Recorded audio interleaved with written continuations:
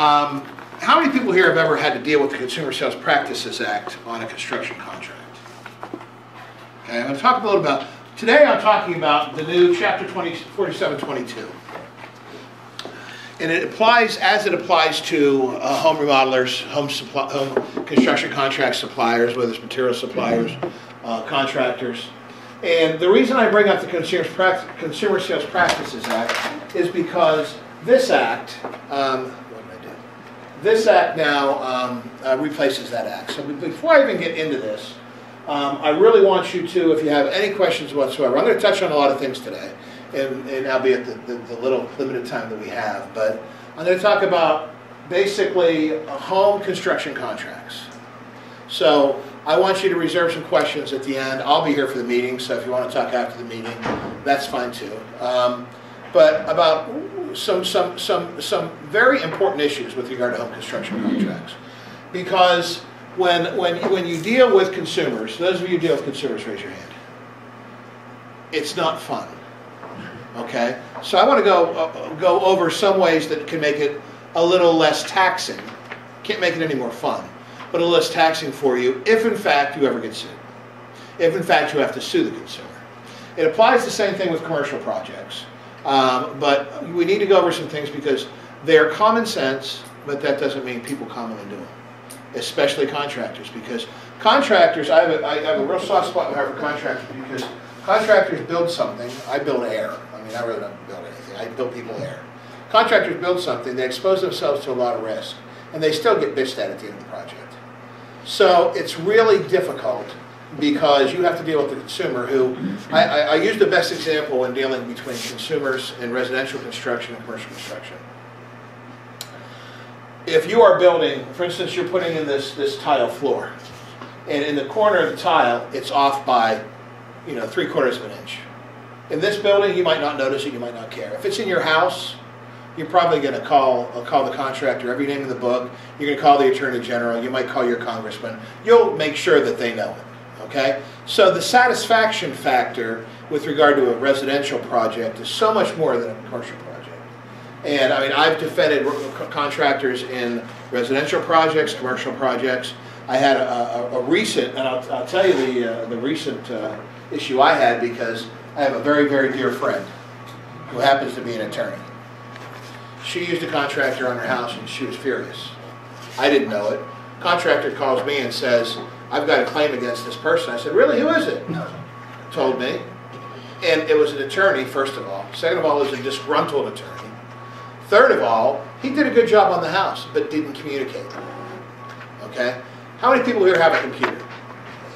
How many people have email? How many people email homeowners when you're working on a project?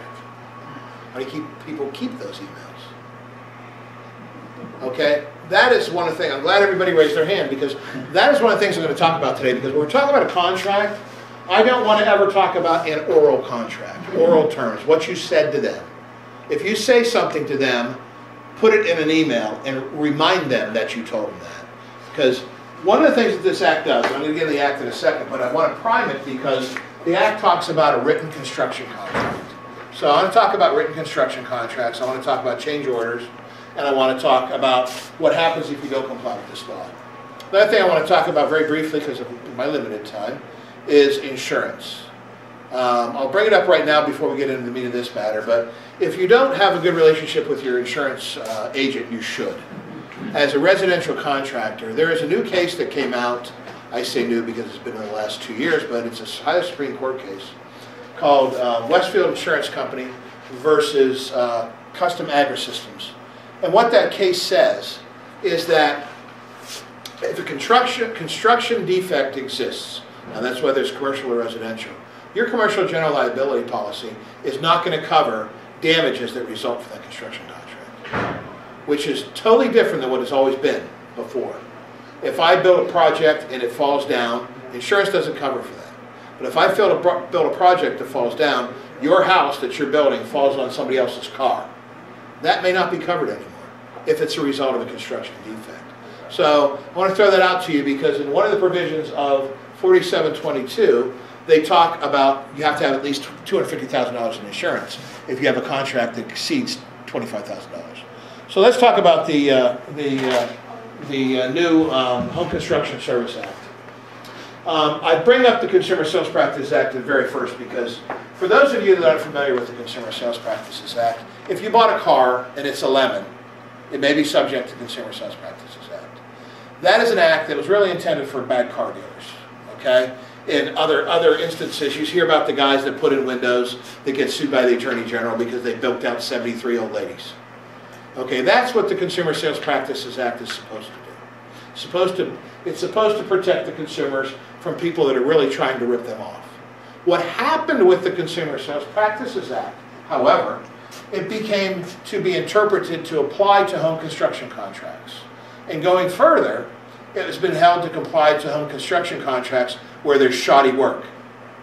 So instead of just getting sued because your work isn't good, or you breached the contract, or you haven't performed correctly, you could get sued in certain instances if you did shoddy work under the Consumer Sales Practices Act. Consumer Sales Practices Act is very harsh, provides for triple damages and attorney's fees if you violate it. Now, I'm sure no one in this room has ever violated it. Doesn't mean you can't get sued for it. Problem is, once you get sued for the Consumer Sales Practices Act, you have to defend it.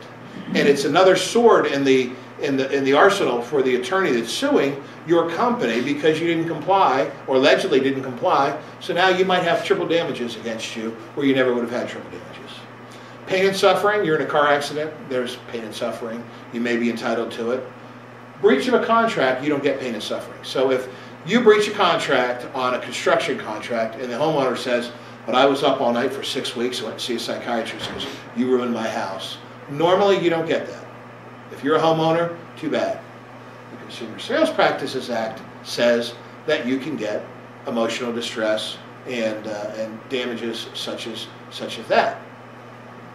So you can imagine that put all the contractors in a tizzy because they're now subject to liability for triple damages, attorney's fees, emotional stress, and everything else. Luckily for the industry, the contractors had a fairly good lobby, and they came out with the Home Construction Services Act, Suppliers Act, which takes the Consumer Sales Practices Act out of the transaction for most home repair home builders. Now I say most because it doesn't always apply to every situation, but the new Ohio Construction Suppliers Act takes it out of the Consumer Sales Practices Act, so you hopefully have less liability, and it doesn't cover a lot of things. It doesn't apply to a lot of things that the old Consumer Sales Practices Act did. If your contract is for under $25,000, you still may be subject to the Consumer Sales Practices Act, triple damages and attorney's fees. So the clincher about a 4722 issue, that is the Ohio Revised Code, Chapter 4722, is whether it applies. And then if it does apply, then you get the benefit of the Home Construction Services Act, Suppliers Act, rather than having to do the Consumer Sales Practices Act. So I want to just give you a little bit of background. I'm going very fast, and I apologize. I realize I'm talking a mile a minute because I know I don't have a lot of time. But I just wanted to sort of set the stage for you that there's legislature out there that before this act came about, that contractors would be liable for triple damages and attorney's fees. If the new act applies, you're not liable for triple damages, but you are liable for similar sanctions, which we'll talk about in a second. So I wanted to talk about that, the requirements, enforcement, and then the last thing is basically let you know what you should have in your contract if you don't already have it, okay? All right. Contract is $25,000 or greater. The new law applies. If the new law applies, the contractor has to maintain general liability insurance of $250,000 or more. The reason I brought up the Westfield case before was because generally insurance does not cover a construction defect. So if you're working on a project and there's a defect because you didn't do it correctly, your insurance does not cover that.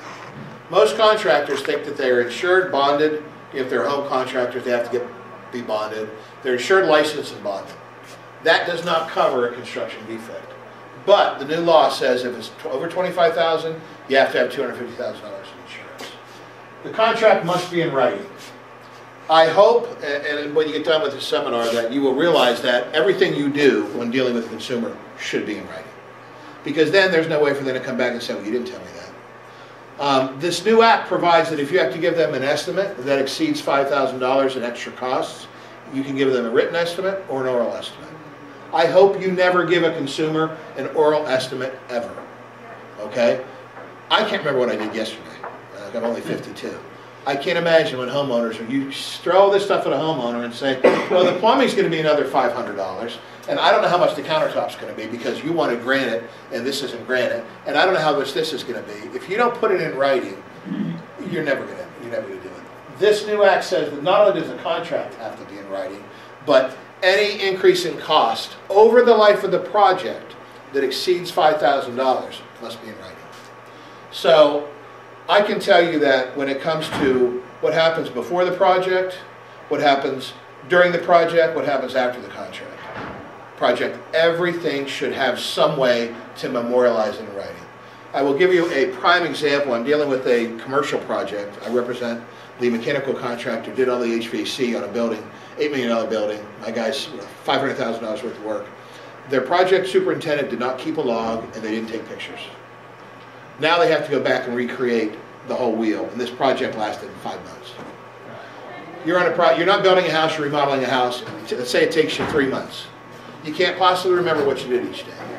I urge everybody in this room, if you build something, that you have a project super that keeps a log. It can be in a spiral notebook and takes pictures at the beginning of the day and the end of the day. And if you do that, you will lessen your chance of getting sued. You'll increase your chance of winning if you get sued. So just remember, it has to be in writing. Just like the Consumer Sales Practices Act, the new act does the same thing. It tries to keep suppliers from engaging in certain activities.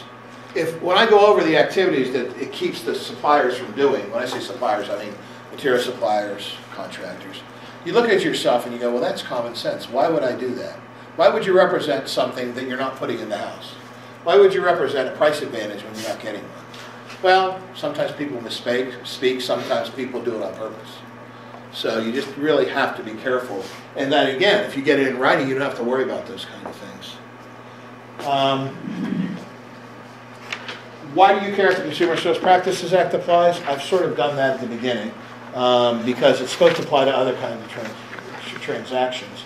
I'm not going to go over the CSPA in detail because I'd rather spend it on the new act. But suffice it to say that the new law applies, so we're not going to have to worry about it. But anything that you find deceptive, a specific price advantage exists if it does not. You say that a replacement or repair is needed if it's not. I know from dealing with Sherry all these years that the kind of contractors that join NARI do not do that. Okay, if you do, you're going to get in trouble eventually anyway. But the point is, if you do that, you may be subject to the Consumer Sales Practices Act. We have a new act. If it exceeds $25,000, you're not subject to the Consumer Sales Practices Act. You're still subject to the same conduct under the new Home Construction Act. So the same kind of prohibitions apply, that you still have to worry about doing the same kind of acts. Shoddy workmanship is considered a violation of the Consumer Sales Practices Act. Unconscionable acts. You're price gouging. You're saying the services are necessary and they're not. One-sided boilerplate contracts. The best thing you can do in the world with consumers is have a fair contract. It's the best thing in the world. People say, well, I want that totally covers me. You have a fair contract, you don't have to worry about that. One thing that I wanted to bring up in this instance is because a lot of home construction related service providers do not realize that if they go to the person's house and they make the sales call in the person's house and they sign the contract in this person's house, it is a home solicitation sale. If the Home Solicitation Sales Act applies and you do not provide the required notices and you do not give them a 3-day right of rescission, 6 months down the road they can rescind the whole project. And you may or may not get your materials back, and you may or may not get paid. So in addition to the Consumer Sales Practices Act and the new Home Construction Services Act, you have to be aware of the fact that the Home Solicitation Sales Act might apply. If you're not, and you need some more guidance on that, be happy to answer any questions. But with internet sales, with very determined telemarketers now, just be very careful that it's not considered a home solicitation sales. And if it is, you better make sure you've got it on the contract. So those are very important to know the distinction. And we can go over that if you'd like. But what I really want to talk about is the new act. What does the new act not cover? It covers residential building, as long as that residential building is 1, 2, or 3 family dwelling. Okay? It includes construction of common areas of condominiums, and it may have to do with the interior of the individual condos or the individual units.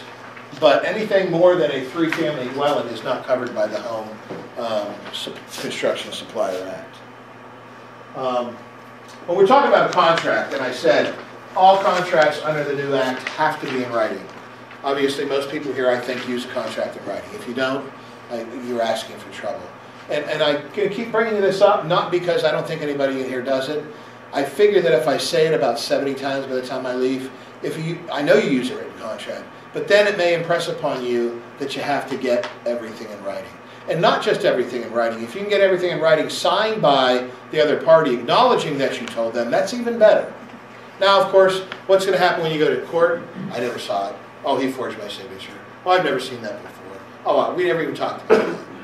Well, it's better if you have that document and you're credible than not having that document. The new contract that you have to have, and one of the reasons Sherry asked me, we met, Sherry and I met with some contractors, we met probably a year ago. Yeah, about a year ago, on this topic, right when the statute came out. And so many people said, well, I already do that. Well, great. Well, they've imposed new requirements on what you can do and what you can't do. Before, you may not have had the parties' names, addresses, and telephone numbers on the contract. You have to do that now. You have to put your taxpayer ID number on the contract. Tax purposes, if you want to use that.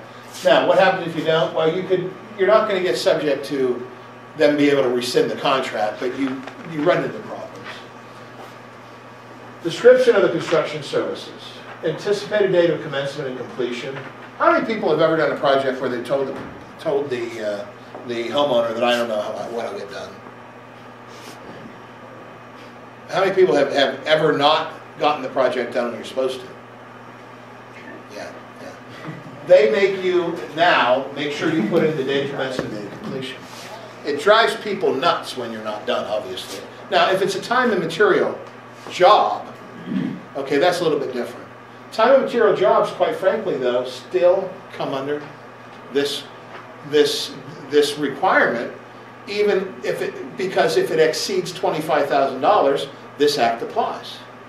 So you need to put in an anticipated date of completion, estimated costs, identification of costs not included in an estimate. This will become one of the hardest things to do because everybody here can probably tell me that it was supposed to cost $100,000, then it'll cost $150,000. Why? Because there are certain unforeseen things that happen on a project. If you have a change in the scope of the project, it's any project. If I build a doghouse, okay, and I want to put shingles on it, and the price of my shingles go up between the time that I bought the shingles for my doghouse and the time that I purchased them, it's an increase in price. Think about that, just blow it up for a house. Now, even though the price went up, you obviously can't get that difference in cost simply because the price went up. You may try and you may ask, but if it exceeds $5,000 now, you have to not only approach the consumer and talk to them about it, you need to put it in writing, and they have to be given an estimate, whether it's written or oral. So probably one of the worst things that contractors have to deal with, besides consumers, is a change order on a consumer project. Consumers don't understand what a change order is. They want their house repairs done for $150,000. And then they say to you, well, you know what? I don't want laminate, okay, I want granite. One of the easiest things to think about. Laminate's a lot cheaper than granite. So you say, okay, that's going to be another $25,000. And they say, well, why? And you explain it to them. And then they say, well, my countertop was only supposed to be half as big as this, and I want it twice as big. You say, well, that's going to increase in money, time, and it's going to increase in cost of materials. Before, you can explain what I just explained to you, and you can tell the consumer, and you can get gone with life, and they say, fine, that's fine. If the extra cost exceeds $5,000, you now have to give them a written estimate. You can give them an oral estimate, but I would tell you never to give anybody an oral estimate. So that's something that's new. Both parties have to sign it. You now have to provide them with a copy of your certificate of insurance. The fact that you say you have $250,000 insurance doesn't cut it. You have to give them a copy of your insurance, and you're supposed to give them a signed copy of what they were given. So you can't sign it later and not give them a copy. You need to give it to them. So that changes the ball game just a little bit. Another couple things that this is why I say you can't make false representations. Well, of course you can't. But they just put it in law that reminded everybody you can't. You can't charge for excess work not approved by the owner. That's the whole purpose of a change order. Okay? If I say it's going to cost $50,000 more, it's a change order. Here, sign this. I'll sign it, I'll do the work. There are two kinds of change orders. Change orders that the contractor initiates because, let's say, maybe you missed something. And change orders that are initiated because the homeowner wants an increase in scope or an increase, or it takes longer. Okay? Every change in the project will either involve time or money. One or two. You can't seek the waiver of owner's rights because you want to give them something. Well, if you give up the right to file a mechanics lien, I'll go ahead and put your kitchen sink in. You can't do that. Okay? You can't do that. Consumers can't waive their right to file a bond claim, but they can waive the right to mechanics lien filing. You can't do it as a consumer, but you can do it. So those are just things that the new act says you cannot do. But the estimate, here's what has to be contained in your contract. So when I was telling you that you all know that you have to have a written contract, now under the new statute, you definitely have to have a written contract. One of the reasons why your contract has to be in writing, because this entire page here has to be in your contract. So if you're using a contract right now for a $50,000 repair to a homeowner's house, and it doesn't have this language, you are in violation of the new consumer's house, the new consumer law. I have a friend of mine from high school who I hadn't seen in years, and I see him building all this stuff on Facebook. It's a true story. And I sent him an email, and I said, hey, I'm doing a seminar on something. I said, why don't you come to the seminar? He goes, well, I don't need that. I don't need contracts. Contracts are for people that they get involved with lawyers, and I do it on a handshake. And I said, well, if your contract exceeds $25,000, you have to have it in writing, you have to have a contract, and it has to have this language. It's not optional. And that's what so many people don't realize. And that's why when I talk to two home remodeler clients of mine, I said, you have to get your contracts done. And they said, oh, no, we can do it some other times. It's really not that important. I said, well, here's the law. If you violate the law, it's obviously important. Because the last thing you want to do is give a consumer ammunition to use on you after the fact. So this language has to be there. Another thing that used to drive lawyers batty when they're defending a contract that's getting sued by a consumer for shoddy work is the definition of workmanlike manner. Okay? It was all over the board. And what the new Home Construction Act is trying to do is quantify that. And how they quantified it is that home construction supplier has engaged in construction that meets or exceeds the minimum quantifiable standards promulgated by the Home Builders Association. In other words, the new statute says, okay, Ohio Home Builders Association, you're going to tell us what the minimum standards are. Minimum standards are compliance with the residential code. If there's no residential code, then pursuant to manufacturer's instructions and specifications. And if there is no RCO or written manufacturer's instructions and specs, then pursuant to the OHBA standard. Sort of circular. They don't have a standard. They're saying if it's done in compliance with the residential code, then it's okay. But the point is, excuse me, they're trying to promulgate some kind of a code that says if you did your work in this manner, you're okay. If you sue or get sued by a consumer on a construction project because you did bad work, I keep using the word bad work. if you get sued, they're going to sue you for breach of contract because you didn't comply with the contract. They're going to sue you for negligence. They're going to sue you for a breach of what's called duty to construct in a workmanlike manner. In other words, that if you knew that standard practice in the construction industry is to support that with certain 2x4s, or you have to put so much cement in order to support a foundation or a foundation for a porch, if you don't use the standards that's used, then you can violate the workmanlike manner. And it happens in both residential and commercial construction. So at least the new law has tried to define that, because what happened in the old law that still applies to some projects is shoddy work. Well, what was shoddy work? If you screwed up the project, there was no standard. So they're trying at least to promulgate a standard, and that's what's different from this. Down payments. A lot of contractors get a down payment.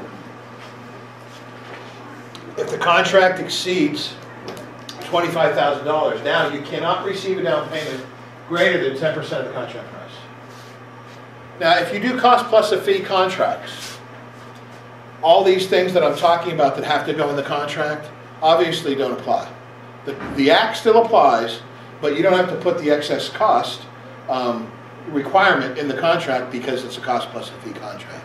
So the prohibitions contained in this Act still apply, but the informing the consumer of extra costs doesn't, because it's cost plus a fee. The supplier may receive a down payment of up to 75% for special order items that are not returnable or usable. The supplier can receive payments from construction loans. So that still applies.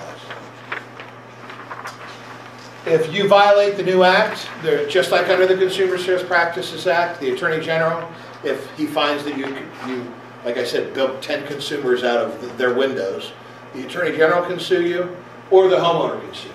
And here's what's better about this law than the old law.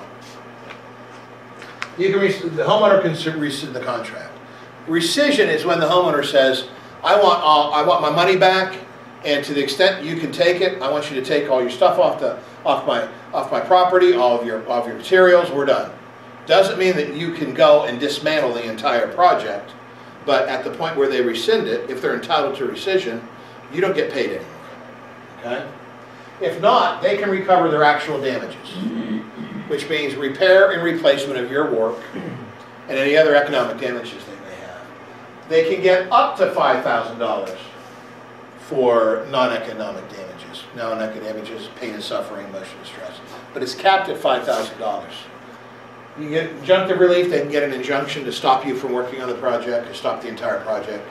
And there may be attorney's fees. Now, here's the best thing about this Act. There are no triple damages that the consumer can get against the home construction supplier. Before, under the Consumer Sales Practices Act, if they find that you knowingly violated the Consumer Sales Practices Act, they could get up to triple damages. Okay? I tried a case this last summer in Madison County. I represented the homeowner, and we won, but there weren't any damages to provide triple damages for. But under the Consumer Sales Practices Act, I will tell you, if you as the builder take a payment, you have to give a receipt. If you don't give the receipt, there's a violation of the Consumer Sales Practices Act. So there's a lot of violations that could occur in a home situation that otherwise you wouldn't be aware of. The Consumer Sales Practices Act doesn't apply now. So there's no triple damages, and there is still an attorney's fees provision. They can still recover attorney's fees against you. You have to pay their attorney's fees if you knowingly violate the Act. However, if they bring an action against you and it was not warranted, and the court finds that you won and they never should have brought the action, you can get your attorney's fee back against them. So what this Act is trying to do, as you can well imagine, is to try and level the playing field a little bit. And I'll tell you what, I've got a client right now that's building a $1.3 million timber frame home. And his contract was about 4 pages long. And it didn't have any specifications whatsoever attached to it. It's a mess. We're suing the builder's suing us, it's a mess. If you took the time to do the specification and say, okay, it's going to be a granite countertop, maybe specify the brand. If it's not, say what substitutions for that. Just like you would in a commercial project. If you treated it more like a commercial project, you would have less problems down the road. The more work you put into it at the beginning, or the less problems you'll have legally at the end. We're almost done. Default, if the owner defaults, you can say what's going to happen. You can walk off the job. You can demand payment. You can file a lien. Merger clause, entire agreement. Make sure they sign it. And now you have to put your taxpayer identification number. Believe it or not, there's no magic to what I've said in this entire 35 minutes, 40 minutes. I've got to let you go for the meeting. There's no magic.